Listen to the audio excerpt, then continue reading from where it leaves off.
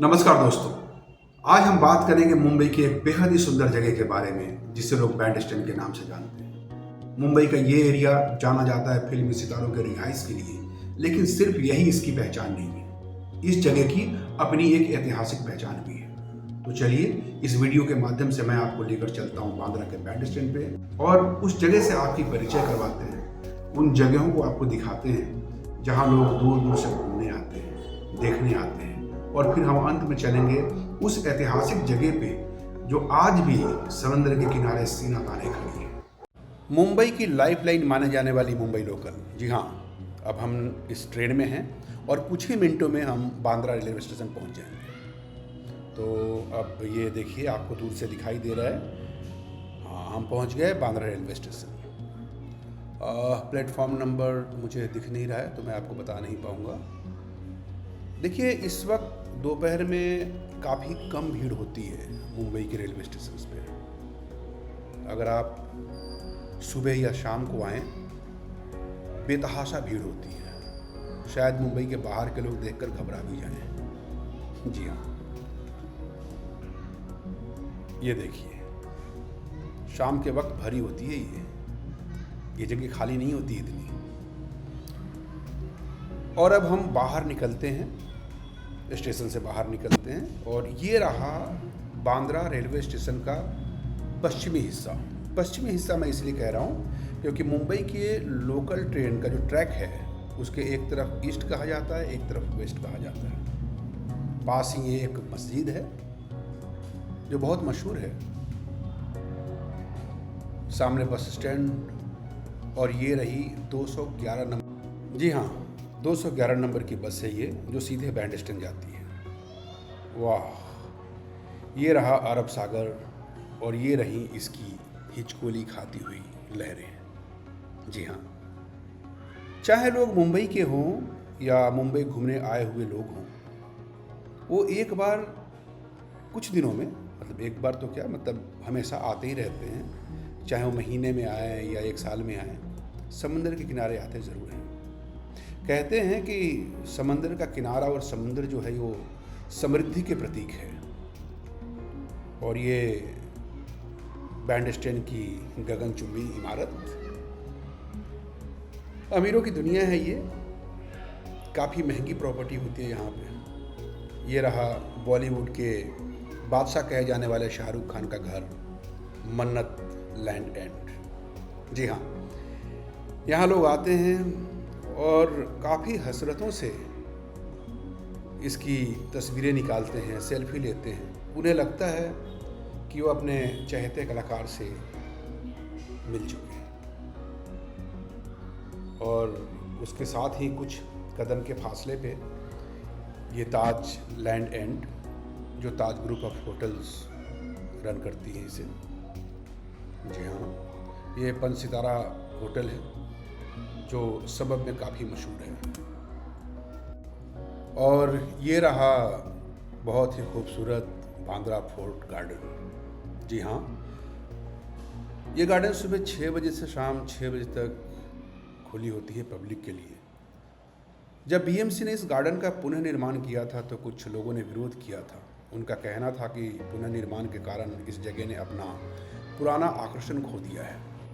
पुनर्निर्माण के कारण इस जगह ने अपना आकर्षण खो दिया या इसका आकर्षण बढ़ गया, ये एक बहस का मुद्दा हो सकता है। इस पे बातें हो सकती हैं, लेकिन जो आज हम देख रहे हैं इस वक्त, जो हमारे आंखों के सामने है, ये जगह बहुत ही सुंदर लग रही है। ये हम कह नहीं सकते क्योंकि आप देख सकते हैं यहाँ पे हर उम्र के लोग आते हैं, बच्चे आते हैं, बड़े बुजुर्ग आते हैं, युवा आते हैं, और हाँ, कॉलेज बंक करके काफ़ी सारे लड़के लड़कियाँ भी आते हैं, मतलब जोड़े में आते हैं। खैर, अपनी अपनी ज़िंदगी है, उसे अपने तरीके से जीने का हर किसी को हक है, इसमें कोई बुरी बात नहीं है। आप देख सकते हैं इस समय दोपहर के तकरीबन 4 बजे हैं। काफ़ी धूप होती है, लेकिन फिर भी इस जगह पे उतनी गर्मी नहीं लगती। ये जगह वाकई सुकून भरा है, क्योंकि शहर के एक तरफ, मतलब आप यूँ समझें कि अरब सागर और मुंबई के बांद्रा के बीचों बीच ये गार्डन है। एक तरफ समंदर है, दूसरी तरफ कंक्रीट से भरा हुआ जंगल। ये जगह काफ़ी सुकून देता है।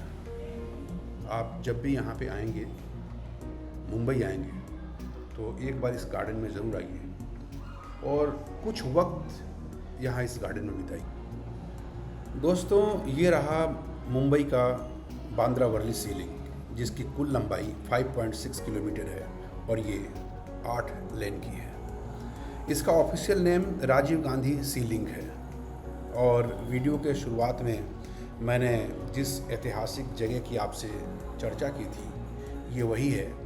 जी हाँ, इसे हम बांद्रा फोर्ट के नाम से जानते हैं। पुर्तगालियों ने गुजरात के बहादुर शाह को हराने के बाद 1534 में इस क्षेत्र में अपना अधिकार स्थापित किया था। 1640 में पुर्तगालियों ने इस किले का निर्माण करवाया था। यह किला समुद्र तल से 79 फीट हाइट पे है। इस किले का इस्तेमाल अरब सागर, माहिम की खाड़ी और माहिम की दक्षिण स्थल पर नज़र रखने के लिए किया जाता था। जी हाँ, ये किला एक वॉच टावर के तौर पर इस्तेमाल होता था। इस किले की रणनीतिक महत्व तब और बढ़ गई थी जब पुर्तगाल के राजा के द्वारा मुंबई के 7 द्वीपों को किंग चार्ल्स को दहेज के तौर पर सौंप दिया गया था। ये 1661 ईस्वी की बात है। किंग चार्ल्स ने कैथरीन द ब्रिगेंजा, जो उस समय के तत्कालीन राजा जो पुर्तगाल के थे, उनकी सुपुत्री थी, उनसे विवाह किया था। उन्हें दहेज के तौर पे मुंबई के ये 7 द्वीप दिए गए थे। उस समय इस किले की सुरक्षा 7 तोपों के द्वारा की जाती थी और कुछ गन्स भी थे, ताकि इस किले पे किसी का हमला ना हो। काफ़ी महत्वपूर्ण था पुर्तगालियों के लिए ये किला। 1739 में इस द्वीप पर मराठों ने आक्रमण किया था और 1774 तक ये उनके कब्जे में था। उसके बाद प्रथम एंग्लो मराठा युद्ध के दौरान अंग्रेजों ने इस क्षेत्र पर कब्जा कर लिया। अंग्रेजों ने ये एरिया कुछ समय बाद जीजाभाई, यानी कि बैराम जी जीजाभाई, जो एक पारसी व्यापारी थे, उन्हें सौंप दिया और फिर ये जगह उनका निवास स्थान बना। यहाँ रहा करते थे बैराम जी जीजाभाई। पुर्तगाली गए, अंग्रेज भी गए, ये देश आज़ाद हुआ और अब ये किला आर्कोलॉजिकल सर्वे ऑफ इंडिया के अधीन है। अब यहाँ कुछ भी करना हो, यानी कोई भी कमर्शियल एक्टिविटीज़ हो, तो आपको या किसी को भी आर्कोलॉजिकल सर्वे ऑफ इंडिया से इजाज़त लेनी पड़ती है।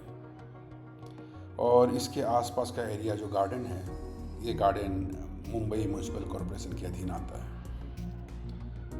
हाँ, ये कहते हैं कि यहाँ पे काफ़ी सारी फिल्मों की शूटिंग हुई है। आपने बहुत सारे फिल्मों में इस जगह को देखा होगा, इसके खूबसूरती को देखा होगा। और लेकिन जो सबसे ज़्यादा एक्टिविटीज़ होती है यहाँ पे, वो घूमने आने वाले लोगों के लिए होती है। शाम के वक्त ये जगह बहुत ही मनमोहक लगती है। तभी तो मैं आपसे बार बार कहता हूँ कि आप जब भी मुंबई आएँ, बांद्रा आएँ, तो आपको एक बार इस एरिया में आना चाहिए। और हाँ, एक चीज़ तो मैं बताना आप लोगों को भूल गया, यहाँ बहुत सारे लोग आते हैं सेल्फी लेने, और कुछ लोग रील्स बनाने भी आते हैं। या आप समझ चुके हैं या देख रहे हैं, यहाँ रील्स बनाने वाले लोग बहुत आते हैं। इसके अलावा आज पता नहीं क्यों आजकल देखता हूँ कि जिसे भी देखिए अपने मोबाइल पे बिजी होता है। लोग साथ आते हैं, लेकिन साथ बैठकर बातें करते हुए बहुत कम लोग ही दिखाई देते हैं। आप देख सकते हैं। खैर, ये हमारा विषय नहीं है। हम तो इस जगह के बारे में बात कर रहे हैं जिसके लिए हमने ये वीडियो बनाया है, और ये सोचकर बनाया है कि हम जो भी अवशेष बचे हुए हैं इस किले के, ये किला अब पूर्ण रूप में तो नहीं है, लेकिन जो भी है मैं आपको दिखा सकूं, थोड़ी बहुत जानकारी आपको दे सकूं। ये एक छोटा सा प्रयास था मेरा। इतिहास हमेशा सुखद नहीं होता, ऐसा कहते हैं, हमारे बड़े बुजुर्गों ने भी कहा है। और इसका कारण है क्योंकि इतिहास सत्यता पे आधारित होती है। कोई घटना जो कभी भूतकाल में घटी हो, वो लिखित रूप में है, उसे हम इतिहास कहते हैं।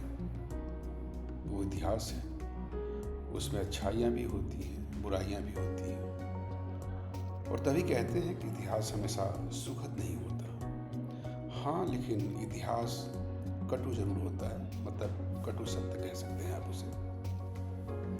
तो हम इतिहास जितना हम समझ सकें वो बेहतर है, क्योंकि इतिहास हम बदल नहीं सकते। पुर्तगाली आए, बहादुर शाह से उन्होंने इस एरिया को लिया, यानी उनसे लड़कर अपना आधिपत्य जमाया। फिर पुर्तगाल के राजा ने मुंबई के इन 7 द्वीपों को किंग चार्ल्स को दहेज के तौर पे दे दिया।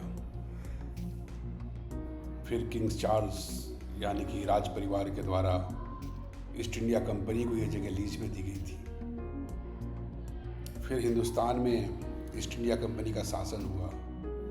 फिर वो शासन ब्रिटिश गवर्नमेंट के अधीन गया और हमारा देश बरतानिया सरकार की गुलाम बनी। ये इतिहास है, इसे हम झुठला नहीं सकते। ये दुखद है, लेकिन कटु सत्य है। उम्मीद करता हूँ कि ये वीडियो आपको पसंद आया होगा। थोड़ी बहुत जानकारियाँ जो मेरे पास थी, मैंने इस वीडियो के माध्यम से आपको मुहैया कराया। आप जब भी आएँ, मुंबई आएँ, तो एक बार ज़रूर इस जगह पे आएँ। यहाँ आकर कुछ वक्त बिताना बहुत सुकून है इस जगह पे। सुबह 6 बजे से शाम को 6 बजे तक ये गार्डन, ये किला आम लोगों के लिए खुला रहता है। 6 बजे के बाद बंद कर दिया जाता है, क्योंकि ये जगह आर्कोलॉजिकल सर्वे ऑफ इंडिया के अधीन है, और हिंदुस्तान में जहाँ भी आर्कोलॉजिकल सर्वे ऑफ इंडिया की प्रॉपर्टी है, यानी कि उनके संरक्षण में है जो भी प्रॉपर्टी, वहाँ शाम को 6 बजे के बाद प्रवेश वर्जित होता है। तो दोस्तों, उम्मीद करता हूँ कि मेरा ये वीडियो आपको पसंद आया होगा, और जो भी जानकारियाँ मैंने आपको दी हैं शायद वो भी आपको पसंद आया होगा। तो इसी के साथ मैं अब विदा चाहूँगा आपसे। आप जब भी मुंबई आएँ, एक बार बांद्रा बैंड स्टैंड ज़रूर आएँ, इस जगह को देखें, यहाँ कुछ वक्त बिताएं। आप यकीन करें, आपको बहुत सुकून मिलेगा यहाँ। जी हाँ, आप देख सकते हैं अरब सागर के किनारे बसा ये बैंड स्टैंड। यहाँ का सनसेट बहुत ही सुंदर होता है, बहुत ही प्यारा होता है। तो आप जब भी यहाँ आएँ, एक बार यहाँ ज़रूर आएँ। इन जगहों को देखना आपके लिए बेहद ही सुखद अनुभव होगा। तो दोस्तों, आपका ये दोस्त अभय सिंह अब विदा रहता है। धन्यवाद।